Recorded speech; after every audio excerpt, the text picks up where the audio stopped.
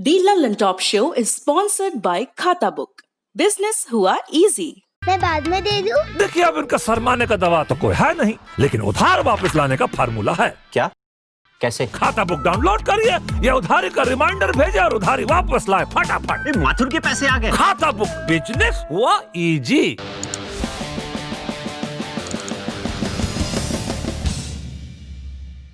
नमस्ते, मैं हूं प्रतीक्षा और आप देख रहे हैं दी ललन टॉप शो। आज का शो आप शायद तय समय से कुछ देरी से देख रहे हैं। उसकी वजह है एक टेक्निकल दिक्कत। हमारा जो ट्राइपॉड है जिस पे हमारा कैमरा खड़ा होता है, उस बेचारी की एक टांग टूट गई है। टांग अभी भी टूटी हुई है, लेकिन हमारे साथी वरुण हैं जिन्होंने मजबूती से कैमरे को पकड़ रखा है। तो आज का शो शुरू करते हैं। आज की बड़ी खबर में बात करेंगे दो मुख्यमंत्रियों की।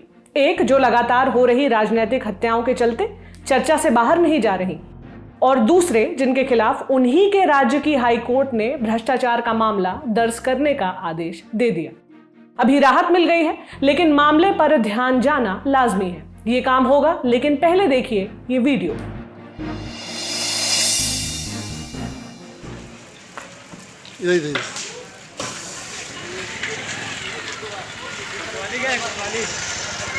कोतवाली में भी है।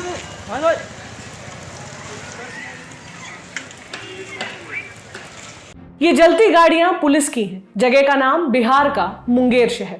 आप जानते ही हैं, मुंगेर में दुर्गा विसर्जन की बात पर पुलिस और युवकों में संघर्ष हुआ था, जिसमें गोली भी चली थी। एक युवक की मौत हुई और आधा दर्जन घायल है। इसे लेकर विपक्ष नीतीश को घेरने का एक मौका नहीं चूक रहा है। दूसरी तरफ मुंगेर की जनता है जिसकी नाराजगी खत्म नहीं हो रही है। मांग है कि मुंगेर के डीएम और मजिस्ट्रेट को हटाया जाए। आज शहर के बाजार बंद रहे और एसपी कार्यालय के पास फिर पथराव हुआ। गाड़ियों के कांच तोड़ दिए गए और दफ्तरों में तोड़फोड़ हुई। चुनाव आयोग ने मुंगेर के मजिस्ट्रेट और एसपी को हटा दिया है। अब चलते हैं दिन की सुर्खियों की तरफ। पिछले 24 घंटों के दौरान देश में कोरोना संक्रमण के 49,881 नए मामले सामने आए और 517 मरीजों ने दम तोड़ा। 56,480 मरीज ठीक भी हुए। इन्हें मिलाकर देश में कुल मामले 80,40,203, कुल मौतें 1,20,527, ठीक हुए मरीज 73,15,989। कोरोना संक्रमण को लेकर एक परेशान करने वाली खबर आई दिल्ली से। यहां पहली बार एक दिन में 5,000 से ज्यादा नए मामले सामने आए। 28 अक्टूबर को दिल्ली में 5,673 मामले सामने आए। दिल्ली के स्वास्थ्य मंत्री सत्येंद्र जैन का कहना है कि ज्यादा टेस्टिंग के चलते नए मामलों की संख्या ऊपर हो गई है। त्योहारों के मौसम में वक्त बेहद सतर्क रहने का है, क्योंकि दिवाली के करीब आते आते दिल्ली में रोजाना 15,000 नए मामले सामने आने का अनुमान लगाया गया है। इस बीच इकोनॉमिक टाइम्स को दिए एक इंटरव्यू में प्रधानमंत्री मोदी ने भरोसा दिलाया है कि जब भी कोरोना का टीका आएगा, हर किसी को मिलेगा, किसी को छोड़ा नहीं जाएगा। ये जरूर हो सकता है कि प्राथमिकता तय हो। उदाहरण के लिए फ्रंटलाइन वर्कर्स और ऐसे लोग जिन्हें संक्रमण का खतरा ज्यादा है, उन्हें शायद पहले दिया जाए। पीएम ने कहा कि 28,000 से ज्यादा कोल्ड चेन पॉइंट्स से टीका का वितरण सुनिश्चित किया जाएगा। दूसरी सुर्खी बनी उत्तर प्रदेश में राज्यसभा चुनाव को लेकर चल रही उठापटक ने। हमने आपको बताया ही था कि बसपा के 5 विधायकों ने सपा का दामन थाम लिया था और अपनी पार्टी के अधिकृत प्रत्याशी रामजी गौतम के प्रस्तावक के तौर पर अपना नाम वापस ले लिया। बाद में खबर आई कि बागियों की संख्या 5 से 7 हो गई है, क्योंकि सुषमा पटेल और वंदना सिंह भी उनसे आ मिली हैं। लेकिन ये सारी तैयारी धरी की धरी रह गई जब निर्दलीय प्रत्याशी प्रकाश बजाज का नामांकन तकनीकी आधार पर खारिज हो गया। इसका मतलब अब 10 सीटों के लिए 10 ही प्रत्याशी बचे, तो चुनाव नहीं होगा। इसका मतलब यह है कि बसपा प्रत्याशी अब आराम से राज्यसभा पहुंचेंगे। लेकिन इस प्रकरण ने यह बात सामने ला दी है कि भाजपा और बसपा में किसी तरह की आपसी समझ पैदा होने पर सपा बैठे बैठे देखेगी नहीं, वो खेल बिगाड़ने की कोशिश भी कर सकती है। इधर बसपा की तरफ से भी युद्ध का ऐलान हो गया है। आज बसपा सुप्रीमो मायावती ने कहा कि वो सपा को हराने के लिए भाजपा समेत किसी भी पार्टी के कैंडिडेट को वोट देंगी। सुनिए। बीएसपी पर बीजेपी के साथ साठगांठ करके ये चुनाव जीतने का गलत व बेबुनियाद जबरदस्ती के आरोप लगा रही है, किंतु इनकी ये घिनौनी हरकत अब इस पार्टी को आगे चलकर कभी भी भारी पड़ सकती है। और इस मामले में आज हमारी पार्टी एडवांस में ही ये ऐलान कर देना चाहती है कि आगे चलकर जल्दी ही इस बार जब यहाँ एमएलसी के चुनाव होंगे, क्योंकि इसके बाद एमएलसी के होंगे, आगे चलकर जल्दी ही इस बार जब यहाँ जल्दी मतलब समय से, अब समय कम रह गया, इस बार जब यहाँ एमएलसी के चुनाव होंगे तो तब फिर बीएसपी कल घटना का जैसे को तैसा जवाब देने के लिए, अर्थात सपा के दूसरे खड़े किए जाने वाले उम्मीदवार को हराने के लिए, एक तो उनका आराम से बन जाएगा, दूसरा ये खड़ा करेंगे, अर्थात सपा के दूसरे खड़े किए जाने वाले उम्मीदवार को हराने के लिए अपनी पूरी ताकत लगा देगी बीएसपी जो है। और इसके लिए चाहे पार्टी के विधायकों को इनके उम्मीदवार को हराने के लिए बीजेपी व अन्य किसी भी विरोधी पार्टी के उम्मीदवार को ही अपना वोट क्यों न देना पड़ जाए तो भी देंगे। अर्थात जो भी पार्टी इनके दूसरे उम्मीदवार को, यानी कि सपा के दूसरे उम्मीदवार को हराने के लिए भारी पड़ेगी तो उसे हम अपने विधायकों का वोट जरूर दिलाएंगे। तीसरी सुर्खी बनाई रक्षा मंत्रालय ने। जी हां, संसद की लोक लेखा समिति या पब्लिक अकाउंट्स कमेटी अगले महीने लेह जाना चाहती थी। मकसद था कि अग्रिम मोर्चों पर तैनात सैनिकों का हाल लिया जाए। इंडियन एक्सप्रेस की खबर के मुताबिक रक्षा मंत्रालय ने समिति को लेह न जाने की सलाह दी। हवाला दिया है चीन के साथ चल रहे तनाव का। लोक लेखा समिति के अध्यक्ष हैं लोकसभा में कांग्रेस के नेता अधीर रंजन चौधरी। समिति ने पिछले महीने ही स्पीकर ओम बिरला से लद्दाख जाने की अनुमति पाई थी। समिति कैग की उस रिपोर्ट की पड़ताल कर रही है जिसके मुताबिक सियाचिन और लद्दाख जैसी जगहों पर तैनात सैनिकों के पास साजो सामान की कमी है। अब चलते हैं दिन की बड़ी खबर की तरफ। आज दो मुख्यमंत्रियों से जुड़ी खबरों पर बात करेंगे। पश्चिम बंगाल के मुख्यमंत्री ममता बनर्जी और उत्तराखंड के मुख्यमंत्री त्रिवेंद्र सिंह रावत। दोनों अलग अलग वजहों से चर्चा में हैं। बीजेपी ममता बनर्जी को अपने कार्यकर्ताओं की हत्या पर घेर रही है तो कांग्रेस ने त्रिवेंद्र सिंह रावत पर भ्रष्टाचार के आरोप पर इस्तीफे की मांग की है। सबसे पहले पश्चिम बंगाल की बात करेंगे। यहां चुनाव नजदीक है, बीजेपी और टीएमसी आमने सामने हैं। पहले भी बीजेपी टीएमसी और मुख्यमंत्री ममता बनर्जी पर राजनीतिक हत्या के आरोप लगाती रही है। कुछ दिन पहले बीजेपी ने राज्य में न बनना चलो आंदोलन चलाया था। इसमें हिंसक प्रदर्शन हुए थे। बीजेपी कार्यकर्ताओं की कथित हत्या के विरोध में राज्य के अलग अलग इलाकों में रैलियां निकली। पुलिस से टकराव और पथराव की खबरें आई। आज 29 अक्टूबर को भी हावड़ा में बीजेपी कार्यकर्ताओं और पुलिस में झड़प हो गई। जगह जगह टायर जलाए गए। बीजेपी ने बगनान विधानसभा क्षेत्र में अपनी कार्यकर्ता किंकर माझी की हत्या के विरोध में 12 घंटे का बंद बुलाया था। 24 अक्टूबर को किंकर माझी को गोली मारी गई थी। बीजेपी का आरोप है कि हत्या करने वाला आरोपी टीएमसी कार्यकर्ता है। उधर टीएमसी का कहना है कि माझी को बदमाशों ने गोली मारी और बीजेपी मामले में राजनीति कर रही है। आरोप प्रत्यारोप और विरोध प्रदर्शन एक और मामले में चल रहा है। करीब 15 दिन पहले पूर्व मेदिनीपुर जिले में 35 साल के मदन घोराई नाम के बीजेपी कार्यकर्ता की मौत हो गई थी। आरोप लगे कि पुलिस हिरासत में उसकी मौत हुई है। 27 सितंबर को एक मामले में उसे गिरफ्तार किया गया था और 13 अक्टूबर को परिवार को बताया गया कि उसकी मौत हो गई है। अभी तक शवगृह में मदन घोराई का शव रखा हुआ है और परिवार को नहीं सौंपा गया है। कोलकाता में गांधी प्रतिमा के पास मृतक का परिवार धरने पर बैठा है।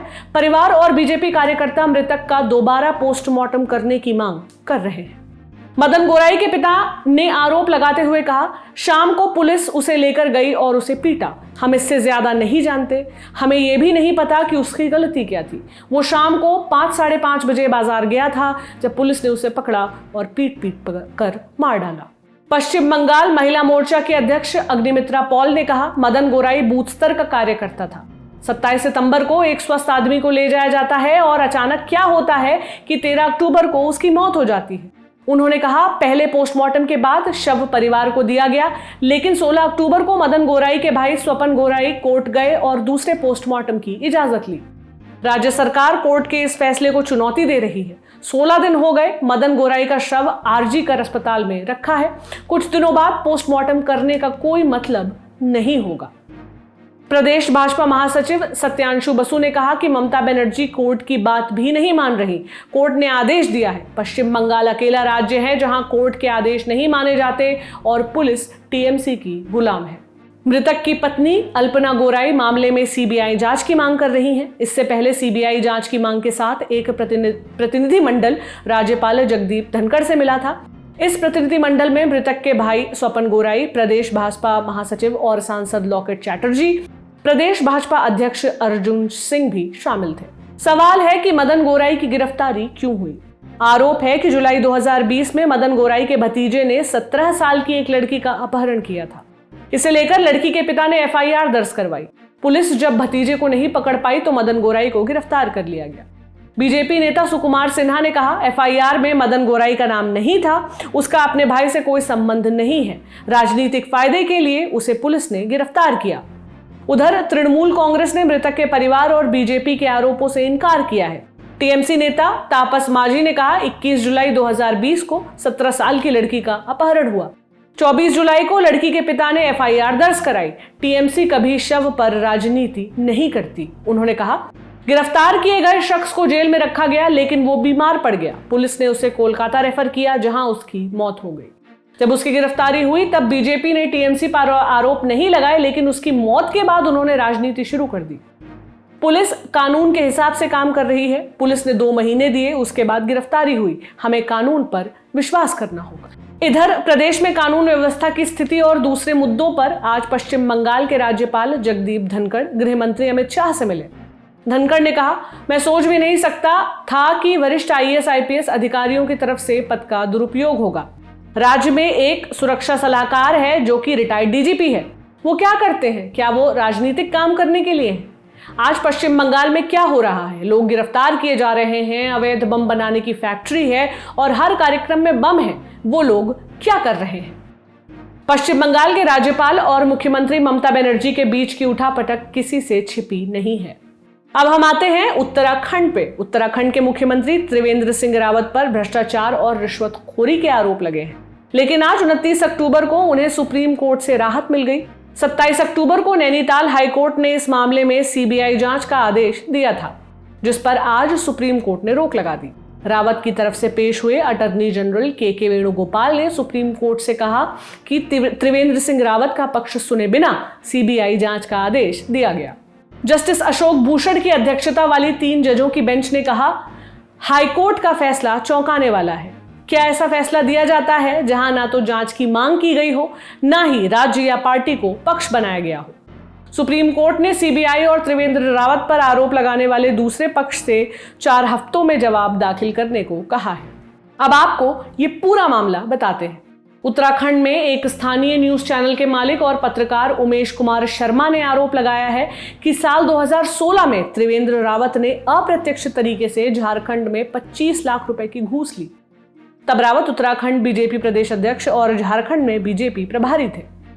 उमेश शर्मा ने इसी साल जून महीने में फेसबुक पर अपलोड किए गए एक वीडियो में आरोप लगाया कि रिटायर्ड प्रोफेसर हरेंद्र सिंह रावत और उनकी पत्नी सविता के अकाउंट में ट्रांसफर किए गए। उमेश शर्मा का कहना है कि सविता एसोसिएट प्रोफेसर हैं और मुख्यमंत्री त्रिवेंद्र रावत की पत्नी की बहन है। शर्मा का कहना है कि अमृतेश सिंह चौहान नाम के शख्स ने ये पैसे अकाउंट में जमा किए ताकि झारखंड में उसे गौ सेवा आयोग में नियुक्ति मिल सके और त्रिवेंद्र सिंह रावत इसमें मदद करें। पत्रकार का कहना है कि 25 लाख रुपए में मामला तय हुआ। इसके बाद हरेंद्र रावत ने पत्रकार के खिलाफ एफआईआर दर्ज करवाई और कहा कि उनका परिवार त्रिवेंद्र सिंह रावत से नहीं जुड़ा है। उन्होंने कहा कि पत्रकार ने वीडियो में नकली दस्तावेज दिखाए और दावा किया कि ये मेरे बैंक अकाउंट से जुड़े दस्तावेज हैं। एफआईआर में कहा गया कि पत्रकार ने सोशल मीडिया के जरिए मुख्यमंत्री त्रिवेंद्र सिंह रावत की छवि खराब करने की कोशिश की। इसी साल जुलाई महीने में उत्तराखंड पुलिस ने एक एफआईआर दर्ज की। इसमें 2 पत्रकारों उमेश शर्मा और शिव प्रसाद सेमवाल के नाम थे। बाद में दोनों ने एफआईआर रद्द कराने के लिए उत्तराखंड हाईकोर्ट में अपील की। इसी एफआईआर रद्द करने की याचिका पर सुनवाई करते हुए 27 अक्टूबर को अपने 83 पेज के फैसले में जस्टिस रविंद्र मैथानी ने पत्रकारों के खिलाफ एफआईआर रद्द करने का आदेश दिया। कोर्ट ने कहा कि पत्रकारों पर एफआईआर के पीछे बदनीयती है। कोर्ट ने यह भी कहा कि मुख्यमंत्री पर लगाए गए आरोप गंभीर हैं, इनकी जांच होनी चाहिए और सच सामने आना जरूरी है। ये राज्य के हित में ही होगा कि सभी तरह के संदेह खत्म हो। इसलिए कोर्ट का मानना है कि सीबीआई को मामले में एफआईआर दर्ज करनी चाहिए और पूरे मामले की जांच करनी चाहिए। उधर कांग्रेस ने त्रिवेंद्र सिंह रावत के इस्तीफे की मांग शुरू कर दी। कांग्रेस नेता और पूर्व मुख्यमंत्री हरीश रावत ने कहा कि कोर्ट ने आरोप को गंभीर माना है। एक बार सीबीआई ने एफआईआर दर्ज कर ली तो मुख्यमंत्री के पास इस्तीफा देने का ही रास्ता होगा। दूसरी तरफ हाईकोर्ट के आदेश के खिलाफ त्रिवेंद्र रावत सुप्रीम कोर्ट पहुंच गए। आज उनकी इसी याचिका पर सुप्रीम कोर्ट ने फैसला दिया और सीबीआई जांच के आदेश पर रोक लगा दी। दी लल्लन टॉप शो में अब वक्त है बिहार चुनाव से जुड़ी ग्राउंड रिपोर्ट्स का। पहले आपको बताते हैं कि आज हमारी चारों टीमें कहां कहां पहुंची। टीम हीरा है पटना में, टीम गंगा है वैशाली में, टीम सोन है गोपालगंज में और टीम कोसी है सहरसा में। अब आपको चुनाव के बीच ले चलते हैं। गुप्तेश्वर पांडे का नाम आपने खूब सुना होगा। बिहार के पूर्व डीजीपी जो सुशांत सिंह राजपूत मामले में अति सक्रिय थे। बिहार बनाम महाराष्ट्र सरकार की लड़ाई में बिहार पुलिस की तरफ से उन्होंने मोर्चा संभाल रखा था। फिर वो जेडीयू में आए। कयास लगे कि अब तो गुप्तेश्वर पांडे चुनाव लड़ेंगे। उन्होंने राजनीति में जाने की अपनी मंशा कभी छिपाई भी नहीं। फिर जेडीयू उम्मीदवारों की लिस्ट आती है और इसमें गुप्तेश्वर पांडे का नाम नदारद रहता है। उनका टिकट क्यों कट गया, इस पर नीतीश कुमार के कैबिनेट मंत्री अशोक चौधरी ने सौरभ द्विवेदी को क्या बताया, सुनिए। आपने पुलिस कहा और मुझे गुप्तेश्वर पांडे याद आ गए। कहाँ कटा टिकट, कहाँ अटकी बात? देखिए, प्रयास तो गठबंधन में हम क्योंकि पॉलिटिक्स को बहुत अच्छे से समझते हैं, क्योंकि 15 में हम महागठबंधन के पार्ट थे। आप कंफर्म नहीं कर सकते हैं कि कौन सी सीटें आएगी और कौन व्यक्ति वहाँ पर चुनाव लड़ेगा, क्योंकि क्या है कि जैसे हम किसी एक सीट पर हम चाहते हैं कि यहाँ लड़ना है और लास्ट मोमेंट में वो सीटें नहीं आती है, दूसरी सीटें चली आती है। स्वैप कर लेते। श्रेयसी सिंह वाली सीट भी तो स्वैप की। ऐसे कई उदाहरण दिए जा सकते हैं। नहीं है, उसका भी एक लिमिट्स है। उसका भी एक लिमिट्स है कि भाई अगला जिनके साथ आप निगोशिएशन में बैठे हैं वो कितना करना चाहता है। तो उन परिस्थितियों में नहीं हो पाई होगी, क्योंकि बहुत सी सीटें हैं। हमारे समय में भी हमारे साथ बहुत से लोगों ने हमारे साथ 4 साल बहुत काम किया जब हम अध्यक्ष बने, और हम उन लोगों को श्योरिटी थी कि ये सीटें आएगी और अशोक जी ये सीटें जरूर लेंगे। लेकिन एक लास्ट मोमेंट हमको नहीं मिल पाया सीटें, तो हम नहीं दे पाए। मैं और टू द पॉइंट पूछ लेता हूँ। हाँ। आरसीपी सिंह ने ब्लॉक किया या अश्विनी चौबे एंड कंपनी ने ब्लॉक किया? नहीं, हम देखिए, हमको ये उचित नहीं लगता है कि किसी ने ब्लॉक किया होगा, क्योंकि मुख्यमंत्री खुद ही चाहते थे कि उनको टिकट मिलेगा। मुख्यमंत्री, गठबंधन के नेता, 15 बरस के सीएम, लगभग 15 बरस के, वो चाहते थे और एक व्यक्ति को टिकट नहीं मिला। वाल्मीकि नगर नाम चला, बक्सर नाम चला। नहीं, वाल्मीकि नगर तो हम समझते हैं कि मुख्यमंत्री जी ने उनके अब प्रेस में चलता होगा, लेकिन वैद्यनाथ महतो जी कहीं से तो आता होगा ना प्रेस में। मतलब देखिए, नैरेटिव सेट करने वाले बहुत से लोग होते हैं ना। कोई किसी के बारे में कोई कुछ निगेटिव बोल दे कि भाई वो नहीं किए। अब आप ही कह रहे हैं कि एक चल रहा है कि भाई अशोक चौधरी जो है कांग्रेस और जेडीयू के बीच में एक लिंक है। देखिए, मेरा मतलब क्या है कि मेरा ललन टॉप के दर्शकों से ये कॉल है कि जैसे आपके बारे में कोई भी बात है, मैं क्यों इधर उधर पूछूं? हाँ। आप ही से पूछ लूं ना सीधे की बात क्या है। ठीक है। नहीं तो इसलिए कह रहे हैं, नैरेटिव तो कोई भी सेट कर सकता है किसी के लिए। हमको लगता है कि गठबंधन की पॉलिटिक्स में बहुत से समय बहुत सी चीज़ें जो हैं वो अनुरूप नहीं हो पाती है गठबंधन। तो फिर वो कोप भवन में बैठे हैं, प्रचार नहीं कर रहे हैं? नहीं, कोप भवन में क्यों बैठे रहेंगे? वो पार्टी अभी तक निकले नहीं निकले हैं। तो फोन बात हो सब जगह कर रहे हैं, सब जगह लोगों को कह ही रहे हैं। हम फोन पे बात भी कर रहे हैं और जाएंगे भी। हम समझते हैं कि अब जब फेज निकलेगा तो निकलेंगे भी, प्रचार भी करेंगे। हमको नहीं लगता कोई मतलब सच कोई इशू वो है बहुत बड़ा इशू। हमारे देश में क्रिकेट का क्रेज हम सबको पता है। जिन युवाओं को टीम इंडिया में जगह नहीं मिल पाती, उन्हें आईपीएल आने के बाद सीधे मौके मिलते हैं। लेकिन यह सफर इतना आसान नहीं है। टीम इंडिया में सिलेक्शन तो बाद की बात है, रणजी ट्रॉफी में सिलेक्शन के लिए भी तमाम पापड़ बेलने पड़ते हैं। इसके पीछे क्या राजनीति होती है, इस पर वैशाली जिले के एक लड़के ने टीम गंगा के हमारे साथी सौरभ त्रिपाठी से खुलकर बात की। आप भी देखिए। एक और ज़रूरी मुद्दा है कि खेल का, जैसे शिक्षा का मुद्दा, अलग अलग स्वास्थ्य का मुद्दा उठा। जैसे मैं खिलाड़ी भी हूँ तो मुझे क्रिकेट खेलना पसंद है, और क्रिकेट का शिक्षा मतलब क्रिकेट सीखने के लिए मुझे बिहार में नहीं कहीं अच्छा जगह मिला।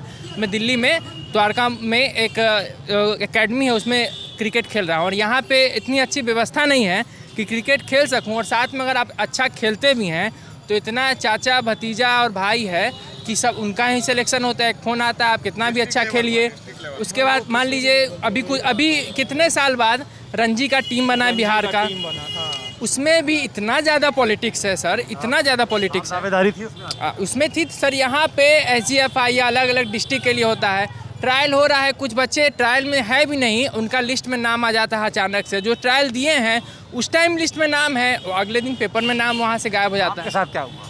मेरा भी लिस्ट में पहले नाम था, ठीक है, और यहाँ से हम काफ़ी खुश हुए कि मेरा सिलेक्शन हुआ। यहाँ पे हम आए हुए थे तो ट्रायल दिए, पता चला, फॉर्म भरे, तो उसके बाद कल के पेपर में पता चला कि मेरा नाम गायब है। ऑफिस में गए तो कह रहे कि नहीं आपका नहीं हुआ था, वो गलती से नाम लिखा गया था और ये वो कह के हमको हटा दिए। तो सिर्फ शिक्षा के लिए और स्वास्थ्य के लिए ही लोग नहीं एम्स और DU जा रहे हैं, खेल के लिए भी लोगों को बिहार से बाहर जाना पड़ा। अभी ईशान किशन अभी IPL खेल रहे हैं, कहाँ से खेल रहे हैं? बिहार में नहीं उनको मौका मिला तो झारखंड से जाके खेल रहे हैं। बिहार से खेलते तो आज बिहार का भी नाम होता और उनसे प्रभावित काफ़ी बच्चे यहाँ से निकल पाते हैं। इतनी बुरी स्थिति है, ना कोचेज अच्छे हैं, ना आप हाजीपुर में नित्यानंद राय का नाम ले लीजिए, अवधेश सिंह का, इतने साल से रहे, एक अच्छा स्टेडियम नहीं बना पाए कि लोग खेल सके किसी भी खेल का। एक स्टेडियम है यहाँ पे अक्षयवट राय स्टेडियम, उसमें चुनाव का भी प्रचार होते रहता है, उसमें सारा सरकारी काम होते रहता है, हर तरह का काम होता है।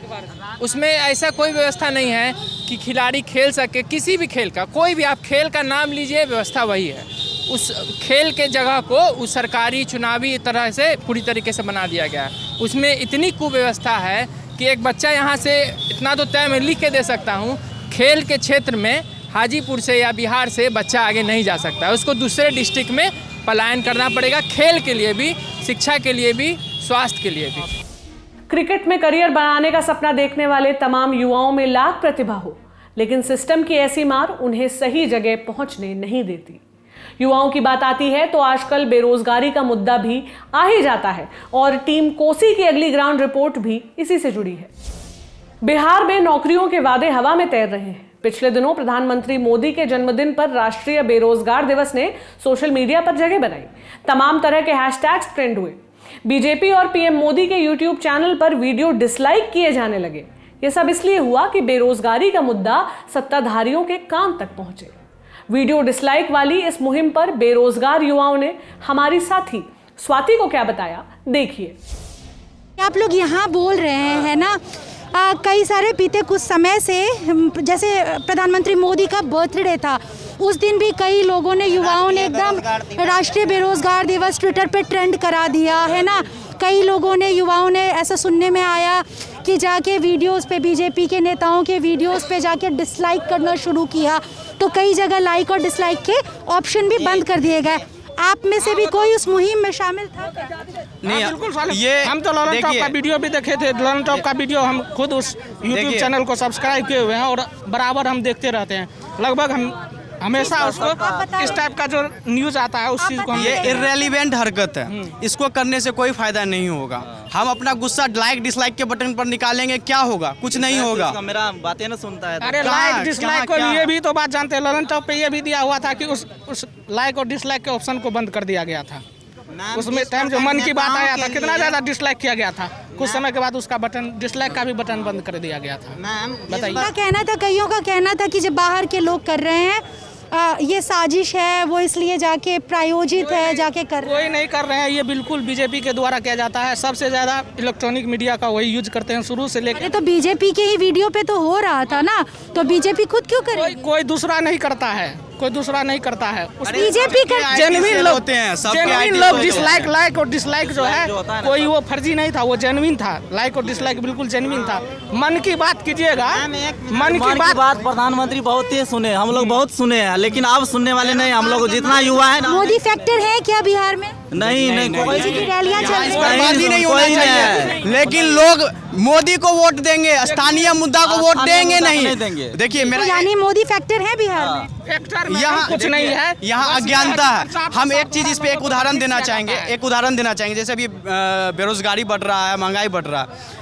अगर इन चीज़ों से एक जो नुकसान होता है, हमें पता नहीं है, क्योंकि हमें दिखता नहीं कि हमारा क्या नुकसान हुआ। अगर दिखाया जाता कि आपको एक महीने में 1500 का नुकसान हुआ, 2000 का नुकसान हुआ, 5000 का नुकसान हुआ, और आप उसी पार्टी का गुणगान करते हैं, लेकिन आपको दिखाया जाता है कि आपको उसके कारण से इतना नुकसान हुआ, तब यहाँ उन्हें पता चलता है कि हम किसका समर्थन कर रहे हैं। समझ नेताओं के लिए एक जैसे आयोग है मैम कि 5 साल के दरमियान में चुनाव हो जाता है, उन लोग का 5 साल में फिर नया सरकार का गठन हो जाता है। तो हम युवाओं का मांग है कि हम लोग के लिए भी जो भर्ती सरकार निकालती है तरह तरह की, तो एक आयोग का गठन हो बिना किसी तरह लटकाए फटकाए उस टाइमली रेगुलर के अंदर किया जाए।